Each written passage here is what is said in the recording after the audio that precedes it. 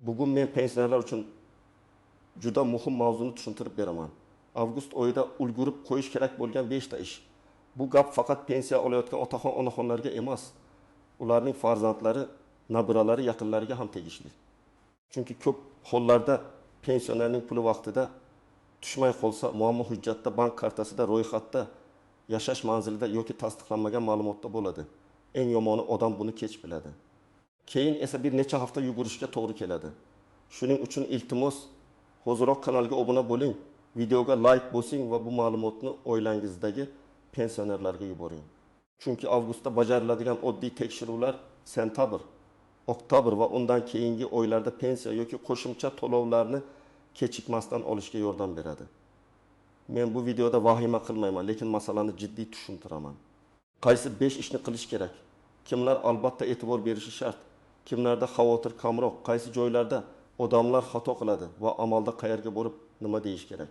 Avvallari ko'p pensionerlar pensiyani asosan pochta orqali naqd shaklda olardi. Mahalla pochta xodimi yoki mas'ul odam pensiya kunini aytardi, pensioner kutardi, pul kelardi. Hujjatdagi ayrim kichik kamchiliklar ham ba'zida darhol bilinmasdi. Masalan, pasport muddati tugayotgan bo'lsa, bank kartasi faol bo'lmasa yoki yashash manzili yangilanmagan bo'lsa, odam buni keyinroq sezardi. Hozir esa jarayonlar ancha raqamlashtirilgan. Pensiya jamg'armasi, bank, mahalla, soliq, kadastr, migratsiya va boshqa idoralardagi ma'lumotlar o'zaro solishtiriladi. Bu yaxshi tomoni bilan qulay. Ko'p ma'lumot avtomatik tekshiriladi. Ortiqcha qog'oz kamayadi, pul kartaga tushadi. Lekin boshqa tomoni ham bor. Agar tizimda bitta ma'lumot noto'g'ri chiqsa, pensionerning to'lov kechikishi, qo'shimcha imtiyoz ko'rib chiqilmasligi yoki qayta tasdiq talab qilinishi mumkin. Masalan, odam yangi pasport olgan, lekin bankdagi ma'lumot eski pasport bo'yicha qolgan. Yoki pensioner boshqa tumanga ko'chgan, lekin pensiya hujjatlaridagi manzil o'zgarmagan. Yoki bank kartasining muddati avgust oxirida tugaydi, pensioner esa buni sentabrda pul tushmaganda biladi. Yoki nogironlik, boquvchisini yo'qotganlik, parvarish puli, kompensatsiya kabi qo'shimcha to'lovlar bo'yicha ma'lumotni vaqtida yangilash kerak bo'ladi. Shuning uchun avgust oyini men tekshiruv oyi deb atayman. Bu oyda hamma narsani oldindan ko'rib chiqish mumkin. Karta, hujjat, manzil, ariza, qo'shimcha to'lovlar, ishonchnoma, tibbiy ma'lumotlar. Agar bu harakat qilinsa, ertaga navbatda turish, qayta borish, pul kechikishini kutish ehtimoli kamayadi. Eng birinchi qilinadigan ish pensiya tushadigan bank kartasini tekshirish. Men juda ko'p uchratgan holat. Pensioner kartaning amal qilish muddati tugaganini bilmaydi. Kartaning old tomonida oy va yil yozilgan bo'ladi. Masalan, 02 imkiyot yoki 09 imkiyoti kabi. Agar kartangizda 0226 yozilgan bo'lsa, bu karta 2026 yil avgustigacha amal qiladi. Lekin agar avgust oyining oxiri yaqinlashayotgan bo'lsa va karta muddati shu oyda tugasa, uni oldindan almashtirish kerak. Nima uchun bu muhim? Chunki pensiya hisob tushishi mumkin. Lekin kartadan foydalana olmasligingiz mumkin. Ba'zi holatlarda bank avtomatik yangi karta chiqaradi. Ba'zida esa fuqaro shaxsan murojaat qilishi kerak bo'ladi.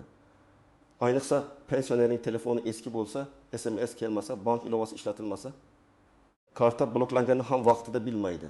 Misol keltiraman. 2 yoshli onaxon har oy 1 million 200 ming so'm pensiya oladi. Kartasi avgust oyida tugaydi. Onaxon buni sezmaydi. Sentabrda dorixona oldida karta ishlamay qoladi. Banka boradi, navbat kutadi. Yangi karta tayyor bo'lishi uchun yana vaqt ketadi. Shu orada pul kerak, dori kerak, yo'l xarajati kerak. Agar u avgust boshida banka borib kartani almashtirib qo'yganda bunday qiynalmasdi. Yana bir misol. Pensioner farzandining telefon raqamiga ulangan kartadan foydalanadi. Farzand chet elga ketgan, sim karta ishlamay qolgan. Bankdan tasdiqlash kodi kelmaydi, karta bo'yicha operatsiya cheklanadi. Bunday vaziyatda pensioner banka borib o'zining amaldagi telefon raqamini kiritish kerak. Shuning uchun birinchi qadam kartaning muddatini ko'ring. Karta ishlayotganini bankomatda yoki bank orqali tekshiring. SMS xabarnoma qaysi raqamga ulanganini aniqlang. Karta yo'qolgan bo'lsa darhol bloklatib yangisini oling. Banka borganingizda pasport yoki ID karta, pensiya guvohnomasi bo'lsa, uni telefon raqamingizni olib boring. Bank xodimiga aniq ayting. Mening pensiyam shu kartaga tushadi. Kartaning muddati va hisob holatini tekshirib bering. Agar kerak bo'lsa yangi karta ochib bering. Ikkinchi muhim ish hujjatlarini tekshirish. Pensionerning pasporti yoki ID kartasi amalda bo'lishi kerak. hujjat muddati tugagan bo'lsa, ism familiya yozilishida xatolik bo'lsa, tug'ilgan sana noto'g'ri kiritilgan bo'lsa, bu pensiya tizimida muammo keltirib chiqarishi mumkin. Hozir ko'p idoralarda ma'lumotlar elektron bazadan olinadi. Agar bankda boshqa ma'lumot, pensiya tizimida boshqa ma'lumot, pasport bazasida yana boshqa ma'lumot chiqsa, to'lovlar yoki arizalar tekshirishga tushishi mumkin. Masalan, bir joyda Abdullayeva deb yozilgan, boshqa joyda Abdullayeva deb yozilgan bo'lishi mumkin. Oddiy ko'rgan bitta harf farqi ham ayrim tizimlarda mos kelmaslik sifatida chiqadi. Kimlar ayniqsa e'tibor berishi kerak? Birinchidan, yaqinda ID karta olganlar. Ikkinchidan, familiyasi o'zgargan ayollar. Uchinchidan, pasportini yo'qotib, yangisini olganlar. To'rtinchidan, uzoq vaqt hujjatlarini tekshirtirmagan, faqat eski pasport nusxasi bilan yurgan pensionerlar. Beshinchidan, ishonchnoma orqali pensiya oldirayotganlar. Chunki ishonchnomada ham shaxsiy ma'lumotlar to'g'ri bo'lishi shart. Hayotiy misol. Otaxon pasportini yangilagan, lekin bank yangi hujjat ma'lumotini olib bormagan. Bankda eski pasport raqami turibdi.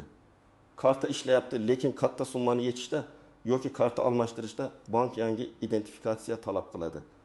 Natijada otaxon 2 marta borishga majbur bo'ladi.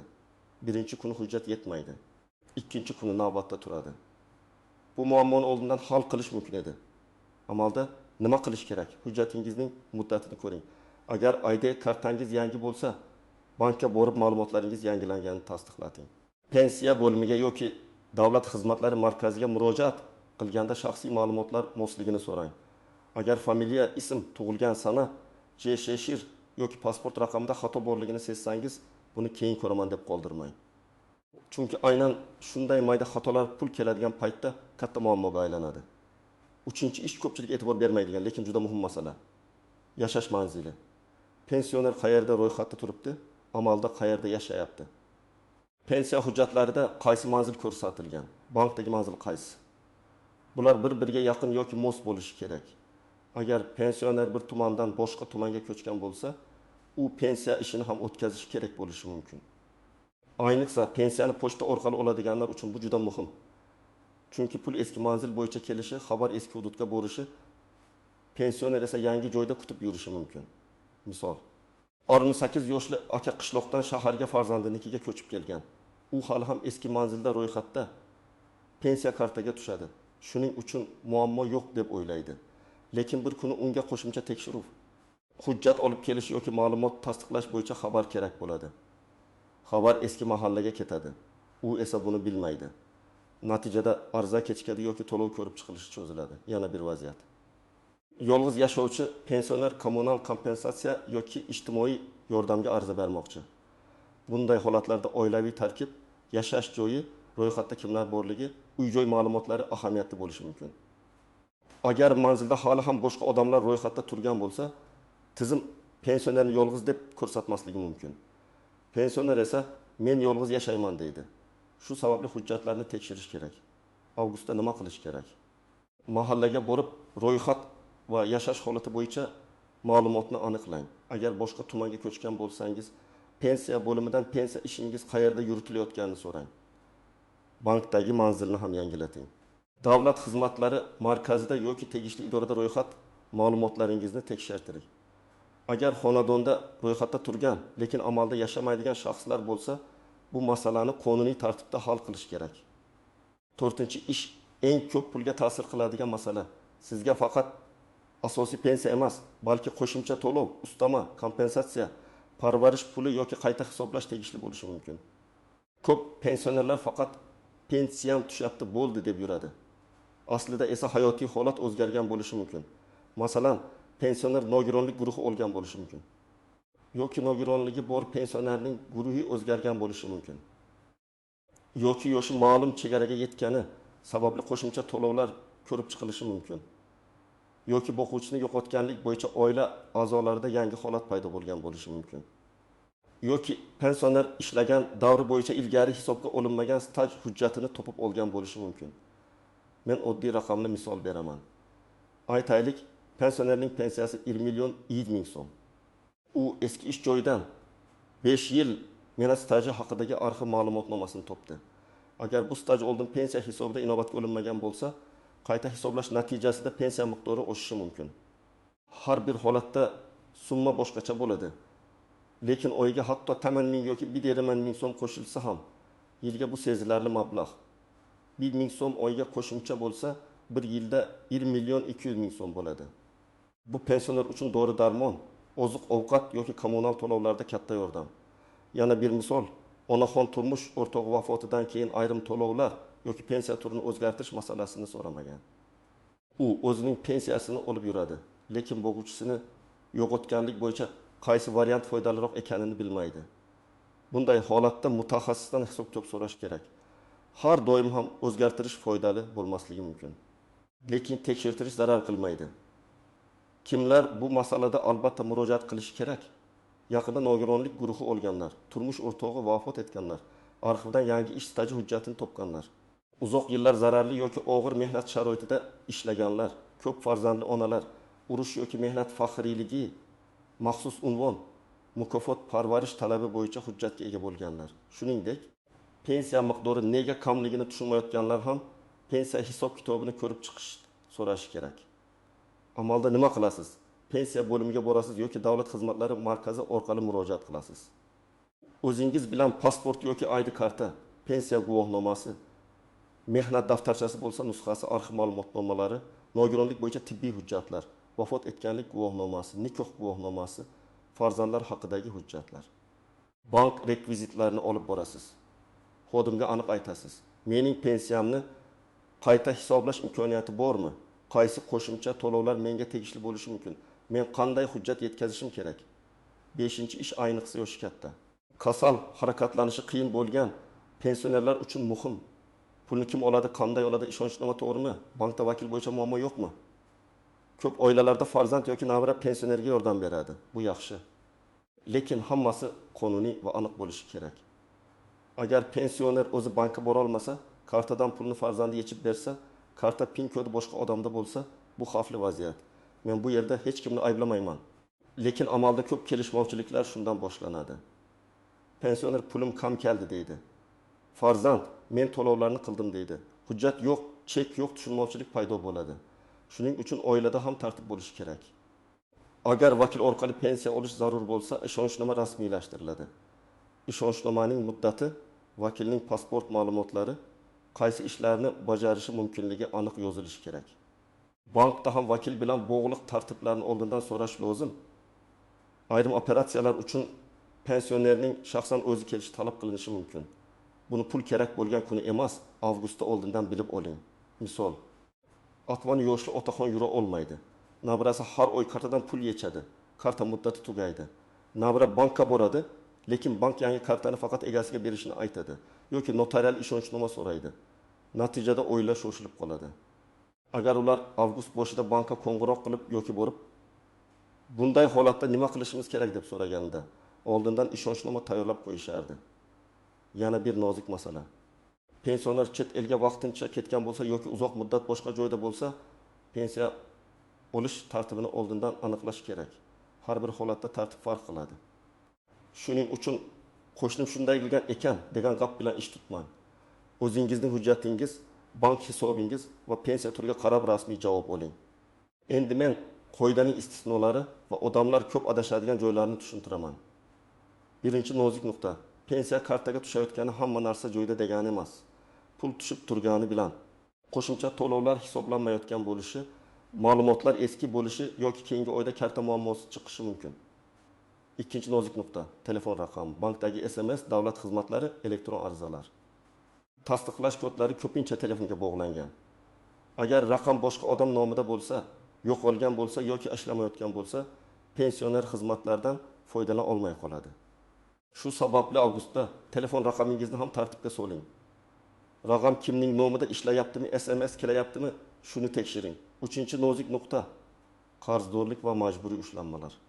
Ba'zi pensionerlar pensiyadan nima uchun kam pul tushganini tushunmaydi. Ba'zida kredit, aliment, ijro hujjati yoki boshqa ushlanma bo'lishi mumkin.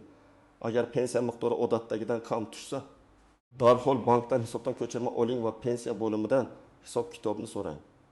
Pulimni kimdir oldi deb taxmin qilishdan oldin rasmiy ma'lumotni ko'rish kerak. 4-nozik nuqta hujjat nusxalari. Ko'p odamlar asl hujjatni olib yuradi, lekin nusxa yo'q. Idorada esa nusxa so'raladi. Odam ko'chirma qilish uchun yana tashqariga chiqadi. Shuning uchun pasport, ID karta, pensiya guvohnomasi, bank rekviziti, nikoh guvohnomasi, vafot etganlik guvohnomasi, arxiv ma'lumotnomasi kabi hujjatlarning sifatli nusxasini tayyorlab qo'ying. 5-nozik nuqta. Og'zaki gapga ishonib qolmaslik. Agar sizga tegishli emas, keyin keling, bu bo'lmaydi deyishsa. Iloji bo'lsa yozma tushuntirish yoki arizangiz qabul qilingani tasdiqlovchi hujjat so'rang. Men hamma joyda xato bor demayman, lekin pensionerning huquqi og'zaki gap bilan cheklanib qolmasligi kerak. Endi hammasini tartib bilan aytaman. Birinchi qadam: uyda o'tirib hujjat papkasini tayyorlang. Pasport yoki ID karta, pensiya guvohnomasi, bank kartasi, telefon raqamingiz, mehnat daftarchasi, arxiv ma'lumotnomalari, tibbiy hujjatlar, nogironlik bo'yicha hujjatlar. Nikoh va vafot etganlik guvohnomalari, ishonch-noma bo'lsa, uning nusxasini bir joyga to'plang. Ikkinchi qadam: bankka boring yoki yaqinlaringiz yordamida bank bilan bog'laning. Kartaning muddati, hisob holati, SMS raqami. Karta bloklanmaganligi, yangi karta kerak yoki kerak emasligini tekshiring. Bankdan pensiya tushadigan hisob rekvizitini ham olib qo'ying. Uchinchi qadam: pensiya bo'limiga yoki davlat xizmatlari markaziga murojaat qiling. Mening shaxsiy ma'lumotlarim to'g'rimi, manzilim to'g'rimi, pensiya turim va miqdorim bo'yicha qayta hisoblash imkoniyati bormi deb so'rang. Agar qo'shimcha hujjat kerak bo'lsa, ro'yxatini yozdirib oling. 4-qadam: mahallaga boring. Yashash manzili, oilaviy tarkib, yolg'iz yashash holati, ijtimoiy yordam yoki kompensatsiya imkoniyatlari bo'yicha maslahat oling. Agar sizga yordam chiqmaydi deyishsa ham, qaysi mezon bo'yicha chiqmasligini tushuntirishlarini so'rang. 5-qadam: agar pensioner o'zi yura olmasa, ishonchnoma masalasini hal qiling. Notarius, bank va pensiya bo'limidan qaysi shakldagi hujjat kerakligini aniqlang. Karta PIN kodini har kimga bermang. Pul yechilganda chekni saqlang. Oilada kim qaysi to'lovni qilayotganini yozib boring. Bu ishonchni kamaytirmaydi, aksincha kelishmovchiliklarning oldini oladi. Yana bir maslahat: har bir murojaat qilgan joyingizda sanab, xodimning ismi sizga aytilgan hujjatlar ro'yxatini daftarga yozing. Pensionerlar uchun alohida kichik daftar bo'lsa, juda qulay. Masalan, 5 avgust bankka bordim. Karta 2027 yilgacha amal qiladi. SMS raqam yangilandi deb yozib qo'ying. Keyin esdan chiqmaydi, farzandlaringiz ham biladi. Demak, avgustda ulgurib bajarish kerak bo'lgan 5 ta asosiy ish bor. Bank kartasi va hisobni tekshirish, pasport yoki ID karta ma'lumotlarini yangilash, yashash manzili va ro'yxatni tartibga solish, qo'shimcha to'lovlar hamda qayta hisoblash imkoniyatini so'rash, ishonchnoma va vakil orqali pul olish tartibini oldindan hal qilish. Bu ishlar qiyin emas, lekin vaqtida qilinmasa, pensiya kechikishi, pulni yecha olmaslik, qo'shimcha to'lovdan bexabar qolish yoki hujjat ortidan yugurish kabi muammolar chiqadi. Men sizga tavsiya qilaman. Bugun shu videodan keyin kartangizni qo'lingizga oling, muddatini ko'ring, hujjatlaringizni tekshiring. Ertaga esa bank yoki pensiya bo'limiga qo'ng'iroq qiling. Agar oilangizda pensioner bo'lsa, bu ishni uning o'ziga tashlab qo'ymang. Birga boring, tushuntiring, hujjatlarni tartiblang. Bu yordam ba'zida bir oy davomida xotirjam pensiya olishga sabab bo'ladi. Izohlarda yozing: sizda pensiya kartasi, hujjat, qayta hisoblash yoki qo'shimcha to'lovlar bo'yicha muammo bo'lganmi? Qaysi hududdansiz va qaysi masala sizni ko'proq qiziqtiryapti?